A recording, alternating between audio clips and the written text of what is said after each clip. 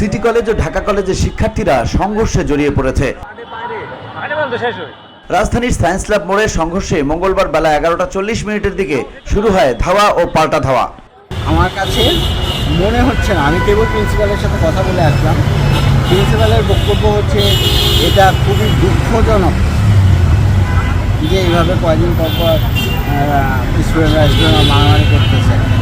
হ্যাঁ, আমি তার কাছ থেকে রাজনৈতিক বক্তব্য তো চাইনি। আমি প্রিন্সিপাল, তার কাছে আমার ছেলেকে দিয়েছি, ছেলেটা মার খেয়েছে, সে উঠে একবার গায়ে হাত তো বুলাই দিল, একটুকু যদি করতো আমি মনে করতাম আমার ছেলেকে সে নিজের ছেলে হিসেবেই দেখতেছে। আমি সেই ব্যবহারটা তার কাছ থেকে পাইনি এবং তার মুখের উপর আমি বলে এসেছি আমি তার বিরুদ্ধে রিটেন অ্যাকশন।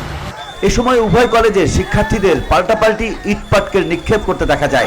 মার মার মার এতে যান চলাচল বন্ধ হয়ে যায়। পরিস্থিতি নিয়ন্ত্রণে ঘটনাস্থলে পর্যাপ্ত পুলিশ মোতায়েন করা হয়েছে। বসুন্ধরা, উত্তরা, বনশ্রী, কুড়িল ও বাড্ডা সহ রাজধানীর বিভিন্ন স্থানে অভিজাত ও অত্যাধুনিক মানের ফ্ল্যাট কেনার এক নির্ভরযোগ্য প্রতিষ্ঠান প্লেজেন্ট প্রপার্টিজ লিমিটেড। তাই আপনার স্বপ্নের আবাসনের জন্য আজই যোগাযোগ করুন। Pleasant properties limited, where destiny matches eventually.